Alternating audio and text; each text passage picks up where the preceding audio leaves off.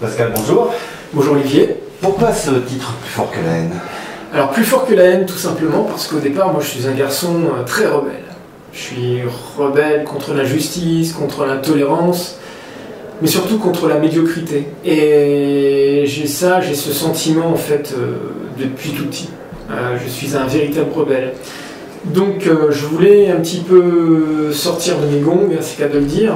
Et à un moment donné, dans ma vie, j'ai eu des soucis de santé, des problèmes sentimentaux. Tout est arrivé en même temps.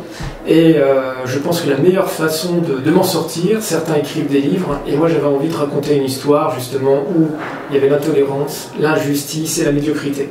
Et je me suis dit que le monde du sport, de la boxe, du jazz, mais surtout raconter un monde injuste, esclavagiste, plus fort que la haine pouvait s'associer à tous ces sentiments.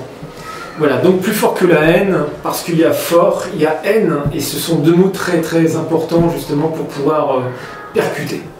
Est-ce que c'est basé sur des faits réels, l'histoire réelle? Non, alors c'est une de mes premières histoires complètement créées, parce que j'ai fait des adaptations de Ushuaïa, de Dominici, l'affaire Seznec, et en fin de compte, non, c'est créé, mais je me dis toujours que ça aurait pu arriver, parce qu'on est quand même dans les années 30, on est entre la grande ségrégation raciale, entre les Noirs et les Blancs, cette injustice, les Blancs qui ont plein pouvoir, qui ont vie ou de mort sur les Noirs, et je me suis dit qu'à cette époque, à la Nouvelle-Orléans, en Louisiane, dans les années 30, la seule survie, enfin il y en avait deux, quoique, c'était la boxe ou rentrer dans un gang.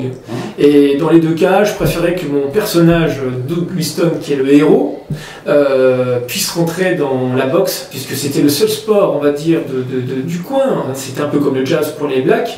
Le sport, c'était pas encore très développé pour les blacks, mais ça commençait déjà dans les années 30. Et je me suis dit que c'était une bonne façon de canaliser une haine qu'il avait, vis-à-vis des Blancs notamment, puisque toute sa famille s'était retrouvée dans les mains du Ku Klux Klan, puisque encore le Ku Klux Klan, il faut savoir qu'il était très très présent à l'époque.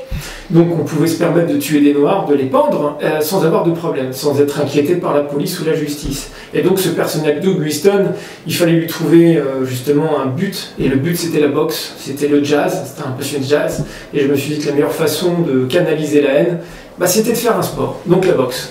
C'est, là tu parlais du Ku Klux Klan, c'est la défaite du Sud qui a engendré le Ku Klux Klan. Tout à fait, qui date donc des années 1860, qui est encore très présente à l'heure actuelle, et de plus en plus, je te dirais. La preuve, il suffit de regarder à Ferguson, dans le Missouri, de ce qui s'est passé, ce jeune black qui s'est fait tuer par la police. Et d'ailleurs, la police absolument pas inquiète. On sait très bien qu'en plus, ce jeune-là a été abattu froidement de 6 balles. Moi qui connais un peu le milieu policier, je peux t'assurer que déjà une balle dans la tête, tu t'en relèves pas. Mais il faut savoir que dans le Missouri, à Ferguson, le Ku Klux Klan a repris le pouvoir. En fait, il n'a jamais été éteint.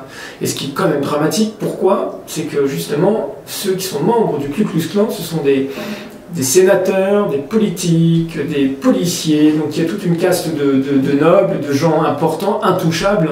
Et malheureusement, il n'y a pas grand-chose à faire, malheureusement. Ça reste très confiné dans la région. C'est ce qu'on voit tout à fait dans l'album. Complètement. Puisque la plupart, c'est le patron d'une série. C'est le policier. C'est le policier, tout à fait. Alors, il y a un film qui m'a fait penser, qui m'a marqué, c'était Missouri Burning ou Burning Missouri. C'est un vieux film des années 60 où justement ceux qui appartenaient au clan du Ku Klux Klan, qui est encore une fois très actif, c'était d'anciens policiers. Voilà. Et je tiens quand même à dire, Olivier, c'est que ces gens-là, ils ont vraiment plein pouvoir sur le peuple noir. C'est-à-dire qu'un noir tué, c'est rien pour eux. Ils ne sont pas inquiétés, il n'y a pas du tout de justice. L'abolition de l'esclavage, ça date de 1870-75. Tout à fait, après la guerre de sécession, quand Lincoln justement a signé les accords entre le Sud et on parle de digression du Ku Klux Klan ou de l'extrême droite, éventuellement américaine, mais il y a quand même des lois qui autorisaient encore certaines mainmises. Tout à fait. La loi du grand-père, il y avait des choses comme ça. Tout à fait. Alors, c'est vrai que moi j'ai situé l'action en Louisiane, la Nouvelle-Orléans, parce que c'est un coin qui me plaît bien, puis c'est un coin quand même d'Amérique qui est très très très habité par le peuple noir.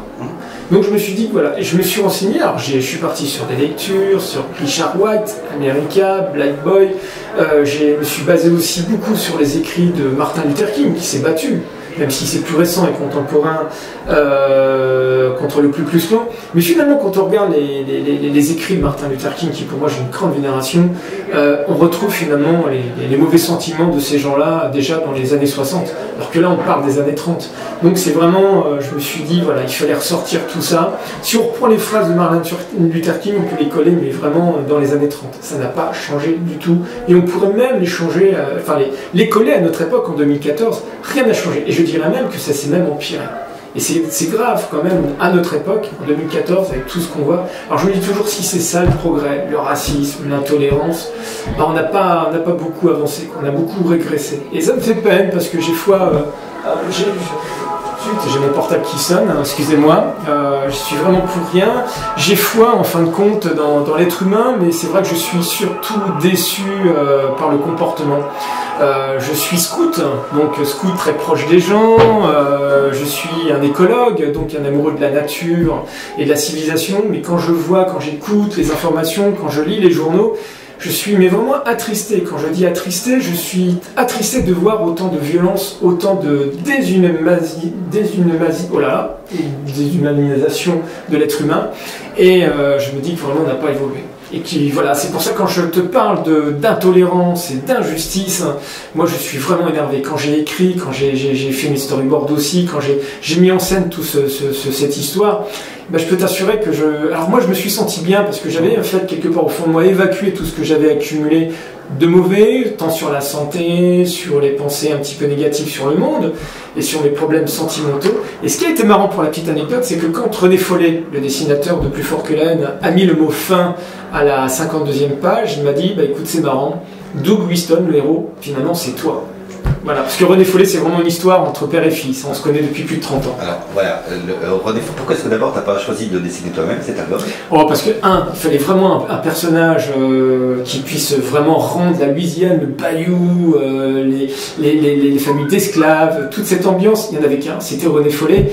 Et puis moi, le dessin, je fais encore des livres pour enfants, mais je m'écarte de plus en plus des hommes parce que vraiment, je me souviens d'une anecdote de Lino Ventura qui disait pour faire du cinéma, il faut la santé. Et bien pour faire de la bande dessinée, il faut la santé aussi. Et à l'heure actuelle, je suis un peu fatigué, j'avoue un peu désabusé, je crois que c'est dans l'air ambiante dans notre métier, mais désabusé depuis longtemps parce que René Follet est un exemple même, c'est quelqu'un que j'ai une vénération, c'est mon papa spirituel, comme Tibet qui m'a appris le métier, dessinateur de ricochet, mais quand je vois René Follet, cet immense talent, là, qui débute, nous sommes à qui débute aujourd'hui, j'ai rencontré plein de dessinateurs qui sont venus me féliciter, et la seule chose qui ressort de cet album, René Follet, un total inconnu. Et je me dis que c'est dommage à l'heure actuelle d'avoir 85 ans, d'avoir donné autant de sa vie à un métier qui, pour moi, était si peu reconnaissant pour lui.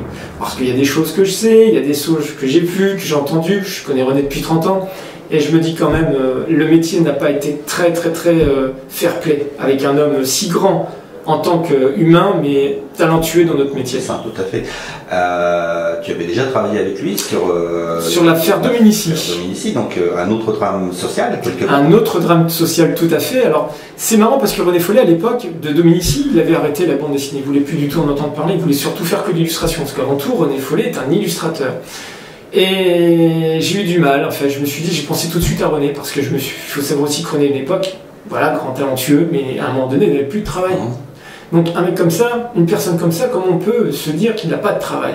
Et je lui ai proposé l'affaire Dominici, ça lui a rappelé son enfance, parce que lui a bien connu l'affaire Dominici quand il était jeune, et il a tout de suite dit oui.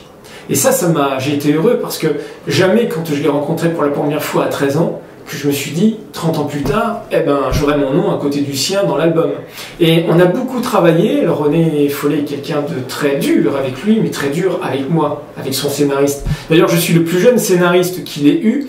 Il y a eu du Château, il y a eu Covin, il y a eu Delporte, il y a eu Stockard, donc des grands noms de ce métier. Et moi, un total inconnu, il m'a fait confiance. Je pense que c'est évidemment par amitié, je pense aussi que c'est quelqu'un tellement avec des valeurs, et c'est ça que j'aime beaucoup aussi dans l'album de Plus fort que la haine, c'est qu'il y a des valeurs, c'est qu'il s'est dit, voilà, c'est quelqu'un de bien, c'est un petit jeune. Moi, ma carrière, elle est derrière, lui, la sienne, elle est devant. Je veux lui tendre la main. Voilà, c'est une main tendue qu'il a faite pour moi. Et ça a été extraordinaire parce qu'on a travaillé, mais vraiment main dans la main, quoi. Comme pour Plus fort que la haine, ça a été. C'est 2 livres pour moi importants. Et je sais, ce qui m'attriste, c'est que je sais qu'il n'y en aura pas de 3e. Et voilà, en même temps, j'aurais peut-être dû m'y prendre un petit peu à l'avance, mais. Ou alors c'est dire que tu as eu de la chance, tu auras fait 2. J'ai surtout eu de la chance, parce que si tu savais le nombre d'auteurs qui viennent me dire, mais quelle chance tu as, toi, moi j'ai proposé des choses à René, il a toujours refusé, mais toi, tu as pu, donc quelque part, j'ai une fierté, mais j'ai surtout une fierté de se dire, voilà, on va pouvoir parler de René. C'est pour ça que je me bats, mais je me bats pour que, pour cet album, bien évidemment, mais pour René, pour une expo, pour ci, pour ça, voilà. Et je suis content que cet album, alors, dans les ventes, évidemment, c'est pas un album commercial, c'est pas un album qu'on va lire, mais je pense qu'il aura une notoriété de reconnaissance par rapport à René. Enfin, je le souhaite, je croise les doigts, parce que vraiment, c'est pour René. Et par rapport à tout ce qui peut se véhiculer, tout à fait. Voilà, c'est un album sur la justice, sur le respect de soi. Complètement, justice, respect de soi, valeur.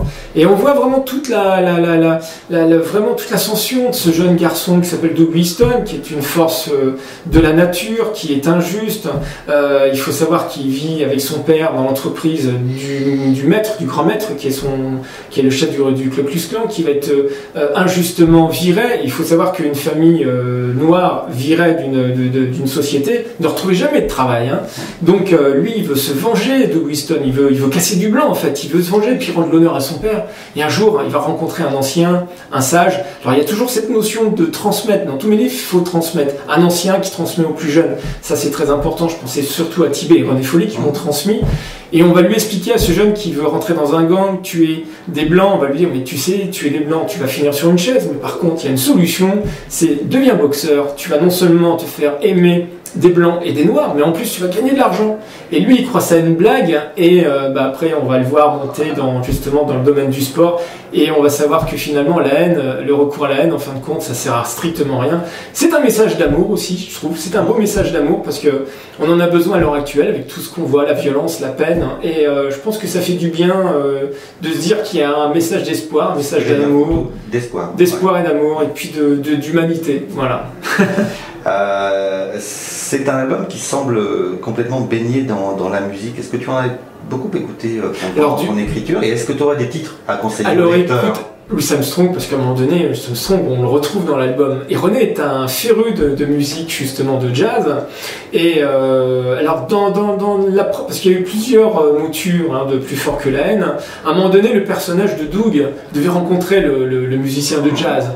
Des années plus tard, en lui disant vous êtes un grand boxeur, vous vous souvenez pas de moi, je débutais dans la boîte où vous étiez 20 ans plus tôt, et c'est beaucoup vraiment la musique, le jazz, le noir américain en fait. Il y a alors des titres, je n'en ai pas forcément, mais le plus connu c'est Louis Armstrong forcément, qui a été dans la ville de Ferguson et en Louisiane, là où se passe l'histoire, et lui aussi a été d'ailleurs témoin et victime du Ku Klux Klan en fait.